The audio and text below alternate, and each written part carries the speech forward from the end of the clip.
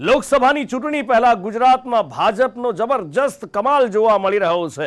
રાજકીય પાર્ટી તરીકે ભાજપે રીતસર કોંગ્રેસના મૂળિયા ઉખાડવાનું શરૂ કર્યું હોય એવું લાગી રહ્યું છે। કોંગ્રેસ પાસે હવે ફક્ત 15, આમ આદમી પાર્ટી પાસે 4 ધારાસભ્ય છે, જે ધીરે ધીરે ઘટી રહ્યા છે અને બીજી બાજુ ભાજપ ખુલ્લા દિલથી બધાને આવકારી રહી છે। લોકોના હિતમાં કામ કરવા માંગો છો, તમને પણ એવું મજબૂત માધ્યમ જોઈએ છે અને એટલા માટે તમે આજે અમારી સાથે જોડાયા છો। આપ સૌના વંદન સાથે હું આપ સૌનું સ્વાગત કરું છું। ગુજરાતમાં લોકસભા ચૂંટણીનું રણશીંગું ફૂંકાતા રાજકીય અફરાતફરી જોવા મળી રહી છે। સવારે કોંગ્રેસમાં ચા નાસ્તો કરનારા બપોરે ભાજપના સ્વાગતના જમણ જમી રહ્યા છે। ભાજપમાંથી આ વેલકમ પાર્ટી CR પાટીલ આપી રહ્યા છે। ગાંધીનગરના કમલમ ખાતે યોજાયેલી આજની વેલકમ પાર્ટીમાં ઉત્તર ગુજરાતના અનેક દિગ્ગજોએ કેસરિયા કર્યા છે, જેમાં છે વિપુલ પટેલ કે જે સાબર ડેરીમાં ડિરેક્ટર છે, સાબરકાંઠા જિલ્લા કોંગ્રેસના પ્રમુખ રૂપલબેન પંડ્યા, મેઘરજ જિલ્લા પંચાયતના સભ્ય જતીન પંડ્યા, હિંમતનગર APMCના ડિરેક્ટર સુધીર પટેલ તેમજ તેમના કાર્યકરો। તો આ પહેલા વેલકમ પાર્ટીની મજા લેવા આપના ભૂપત ભાયાણી, કોંગ્રેસના ચિરાગ પટેલ, CJ ચાવડા જેવા ધારાસભ્ય રાજીનામા આપી ચૂક્યા છે। તૂટતી કોંગ્રેસ પર પ્રદેશ પ્રમુખ કહી રહ્યા છે કે આ બધો ખેલ ડરનો છે, જે ડરી ગયા છે તે જતા રહ્યા। એવી મજબૂરીને લાચારીમાં સ્થિતિમાં મૂકવામાં આવે અને બીજી તરફ કોઈક લાલચ બતાવવામાં આવે છે। મોટા ભાગના મારા નેતાઓ ગયા છે, એમના કારણો, એમની મજબૂરી ઊભી કરવાનું આવું રાજકારણ પહેલા ક્યારેય નહોતું દેશમાં। પણ કોંગ્રેસ નેતૃત્વહીનતા, આંતરિક વિખવાદ જેવા વિષયો પર ચર્ચા સુદ્ધા કરવા નથી માંગતી। બીજી બાજુ ભાજપ કહી રહી છે કે આ કમાલ વડાપ્રધાન નરેન્દ્ર મોદીના હુંડીનો છે। જોડાઈ રહ્યા છો ત્યારે કોઈ આપને પૂછે કે શું કારણ છે, તમે છોડીને પાર્ટી છોડીને કેમ જાઓ છો, ભારતીય જનતા પાર્ટી સાથે કેમ જોડાઓ છો, ત્યારે તમારા મનમાં એક સ્પષ્ટતા હોવી જોઈએ કે એવા એક નેતૃત્વની સરકાર કે જેની ગેરંટી એ નસીની હુંડી જેવી છે અને એટલા જ માટે જેમ કોઈ ગેરંટી આપે, કોઈ હુંડી આપે ને હુંડીનો અમલ થાય, એની સામે એને વળતર મળે, એ જ પ્રકારે આમાં પણ જે ગેરંટી મોદી સાહેબ આપે એ તમામ કામો સરકારમાં પૂર્ણ થાય, લોકોની અપેક્ષા પૂર્ણ થાય।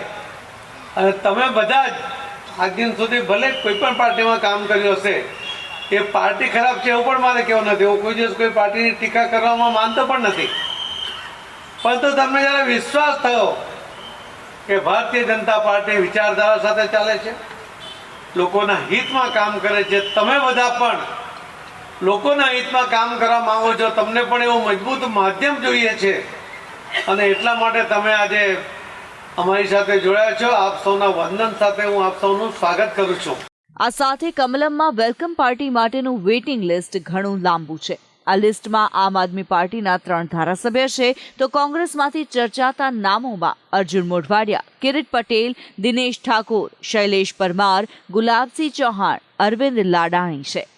આ સાથે અન્ય કેટલાક અપક્ષના ધારાસભ્ય કે જે પહેલા ભાજપમાં હતા તે પણ ફરી ભાજપમાં જોડાઈ શકે છે। વડોદરા વાઘોડિયાના ધારાસભ્ય ધર્મેન્દ્રસિંહ વાઘેલા, ધવલસિંહ ઝાલા, માવજી દેસાઈ ફરી ભાજપમાં જોડાઈ શકે છે। ગુજરાત કોંગ્રેસના નેતાઓ જાણે ભાજપમાં જવા ઉત્સુક હોય તેવું લાગી રહ્યું છે। બીજી બાજુ કેન્દ્રમાં પણ કોંગ્રેસના હાલ બેહાલ જોવા મળી રહ્યા છે। પશ્ચિમ બંગાળના મુખ્યમંત્રી મમતા બેનર્જી અને પંજાબના મુખ્યમંત્રીએ લોકસભામાં એકલા ચાલોનો નારો બુલંદ કર્યો છે। इंडिया गठबंधन में भागला पड़ी रहा है। देश में पंजाब बनेगा हीरो। 2024 में लोकसभा चुनाव में आम आदमी पार्टी के पक्ष में 13-0। देखो ये तो उनका काम है, ये ममता नहीं कोई बात नहीं, वो हो सकता है कोई उनके साथ बातचीत चल रही हो उस लेवल पे, लेकिन पंजाब में हम ऐसा नहीं करने वाले। पंजाब में कांग्रेस से हमारा कोई। हाल तो भाजपा नेता गुजरात में पोतानी मजबूताई और केन्द्र में इंडिया गठबंधन की हालत जोई हरखाई रहा है और जीतनो आत्मविश्वास फूंकी रहा है। ब्यूरो रिपोर्ट, संदेश न्यूज। सिंह गुजरातनी शान અને આજે પણ ગુજરાતના જંગલમાં એમનું એક ચક્રી શાસન જોવા મળે છે. સંસ્કૃતિથી લઈ સાહિત્યમાં ઉલ્લેખ છે. મેઘાણીએ તો ત્યાં સુધી કહ્યું છે કે વનરાવનનો રાજા, ગીરકાંઠાનો કેરી અને કડપાતળીયો જોધો કહ્યો છે. પણ આજે આ કડપાતળીયો જોધો, આ વનરાવનનો રાજા, એ ડાલા મથ્થો કમોતે મરી રહ્યો છે. વિકાસની ટ્રેન નીચે કચડાઈ રહી છે ગુજરાતની આ શાન. આ છે એ ગીરનું જંગલ, જેને ગાંડી ગીર કહેવાય છે. જેના માટે એવું કહેવાય છે કે અહીંયા 33 કરોડ દેવી દેવતાઓનો વાસ છે. અને આ ગીરનું જંગલ ગુજરાતની શાન છે, કારણ કે અહીંયા વસે છે જંગલનો સાચો રાજા. અહીંયા વસે છે એ ડાલામથ્થો સાવજ, જે માત્ર ગુજરાતની અંદર જોવા મળે છે, સમગ્ર વિશ્વમાં. પણ ગુજરાતના જંગલમાં સ્વાભિમાનની ગર્જના આ સિંહ પર એવી આફત લઈને આવી છે કે સિંહમાં ડર પેઠો છે, અને એની સાથે સાથે આ ગીર ઝીણું ઝીણું મનમાં પણ મૂંઝાય છે.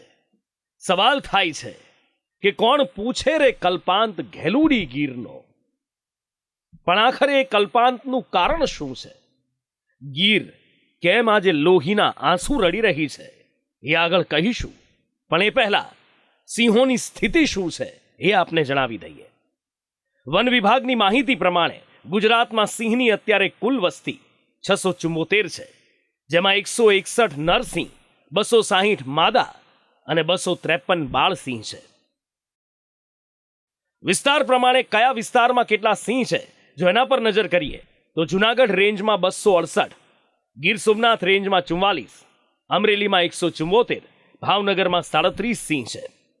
હવે વાત એ ડરની, એ કલ્પાંતની, જે સિંહને ડરાવી રહ્યો છે અને ગીરને લોહીના આંસુ રડવા મજબૂર કરી રહ્યો છે.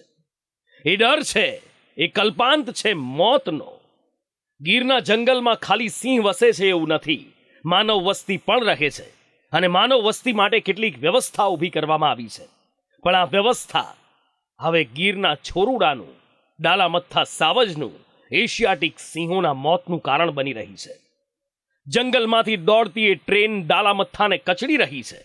આ વિસ્તારના પૂર્વ ધારાસભ્ય અમરીશ ડેરે દાવો કર્યો છે કે પાછલા 6 મહિનામાં 7 સિંહના ટ્રેનની નીચે આવીને મોત થઈ ગયા છે, અને સિંહોના રક્ષણ માટે રાજુલાની પડતર જમીનમાં સેન્ચુરી પાર્ક બનાવવાની માંગણી કરી છે. મારા રાજુલા મત વિસ્તારની અંદર ટ્રેન નીચે સિંહનું આવી જવાથી મૃત્યુ થયું છે.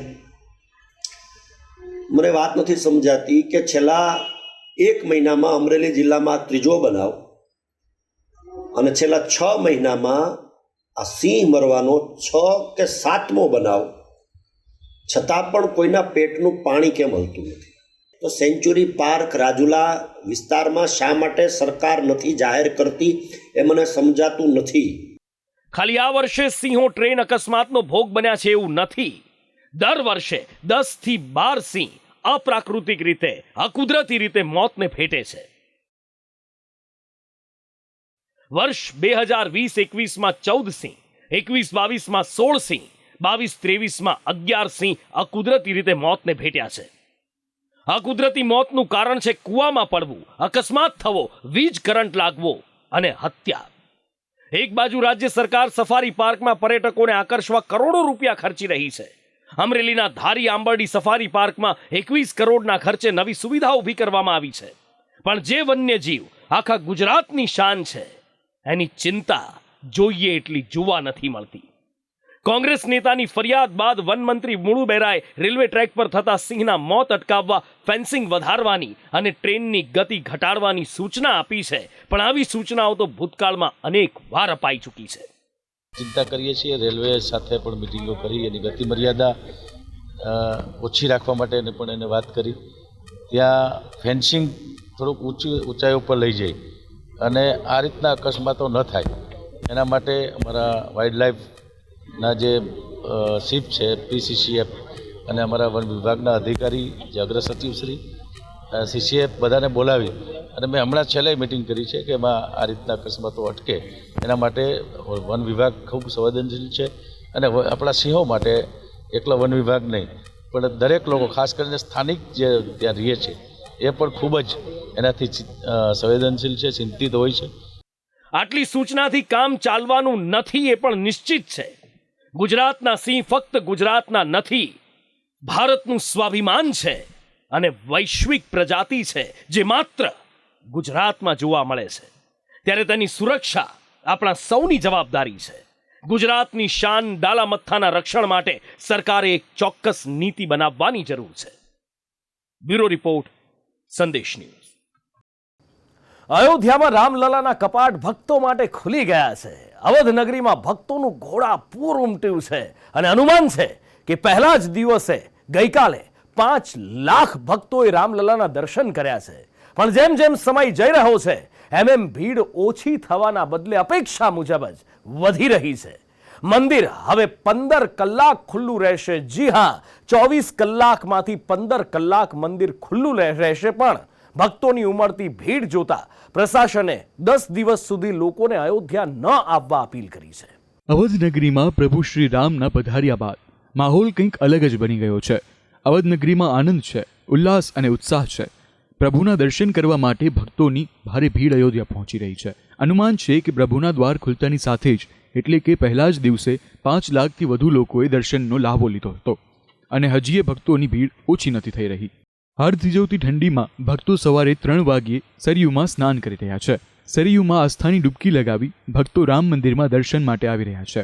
प्राण प्रतिष्ठा में भी हम लोग गए थे और हमारा पूरा एक ग्रुप है, 55 आदमी हम आए हुए हैं और हम 55 आदमी सुबह 2 बजे से यहाँ पे लाइन में लगे हुए हैं। ठंड का क्या मतलब है जी, प्रभु जी का इतना आशीर्वाद है, ठंड का कोई मतलब नहीं है जी। जय श्री राम। ये जोश जो है ये ठंड को खत्म कर देता है जी। जब आप भी इस लाइन में लगोगे और जय श्री राम के नारे लगाओगे, आपका भी जोश। इस जन्म में बस एक ही इच्छा है कि प्रभु श्री राम जी के साक्षात दर्शन हो जाएं।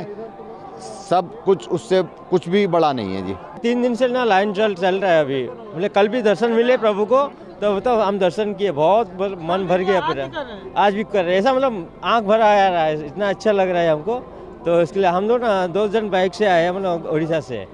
तो भगवान का फिर से मतलब मन कर रहा है कि दर्शन करने के लिए। एक बार दर्शन करने से इच्छा नहीं भर रहा है यार, बहुत आंख में से पानी आ जा रहा है ऐसे, इतना मतलब मन है ना गदगद हो रहा है इसमें। आज भी है ना 2 बजे से हम यहाँ से खड़े हैं अभी। तो काफी बहुत ठंड भी ऐसा लग रहा है कि बहुत ठंड पड़ा है, फिर भी है ना हम लोग दर्शन के लिए तैयार है। वो तो है, क्या करें। जय श्री। पहला दिवसे आवेली लाखोनी जन्मेदनीए रामललाना दर्शन कर्या छे। प्रभु श्री रामना कपाट दर्शन माटे 15 कलाक खुला रहे छे। तेम छतां स्थानिक प्रशासने लोकोने 10 दिवस सुधी अयोध्या न आववा अपील करी छे।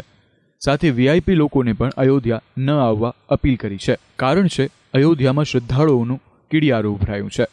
अयोध्यामां उमटेली भीड़ जोता लागे छे के आवनारा थोड़ा समयमां ज अयोध्या दुनियाभरनी सौथी मोटी धार्मिक नगरी बनी जशे। अन्य धर्मना तेमज जुदा जुदा धार्मिक स्थळो पर जता श्रद्धाळुओनी संख्या करता अयोध्या आवनारा श्रद्धाळुओनी संख्या डबल रहेशे तेवुं अनुमान छे। दर वर्षे 90 लाख लोको वेटिकन सिटी जाय छे, जे ईसाई धर्मनुं सौथी पवित्र स्थळ गणवामां आवे छे। ज्यारे 2 करोड़ लोको मक्का जाय छे अने जे पैगंबर मोहम्मद साहेबनुं जन्मस्थळ मानवामां आवे छे। भारतनी जो बात करिए तो तिरुपति में दर वर्षे 2.5 करोड़ लोग दर्शनार्थे आवे छे, तो सुवर्ण मंदिर में 3 करोड़ लोग शीश झुकावे छे। ज्यारे हवे सौथी वधु 5 करोड़ लोग अयोध्या में रामललाना दर्शने आवशे तेवुं अनुमान छे। भक्तोनी साथे राजकीय पार्टी भाजप पर 2024 लोकसभानी चूंटणी पहला दरेक लोकसभा बैठक परथी 5000 श्रद्धाळुओने दर्शन करवानुं आयोजन करी रही छे। साथे अलग अलग राज्यना मंत्रीमंडळ पण राम मंदिरना दर्शने जशे। 1 फेब्रुआरी मंत्रीमंडळोनो भगवान रामना दर्शन माटे जवानो सिलसिलो शरू थशे। गुजरातनुं मंत्रीमंडळ पण बजेट सत्र दरमियान अयोध्या दर्शनार्थे जशे। अयोध्यामां उमटती भीड़ जोता लागतुं नथी के आगामी अनेक महीनाओ सुधी अयोध्यामां भक्तोनो घसारो ओछो थाय, अने थाय पण क्यांथी। आखरे 500 वर्ष बाद भक्तोनो भगवान साथे भेटो थई रह्यो छे। ब्यूरो रिपोर्ट, संदेश न्यूज।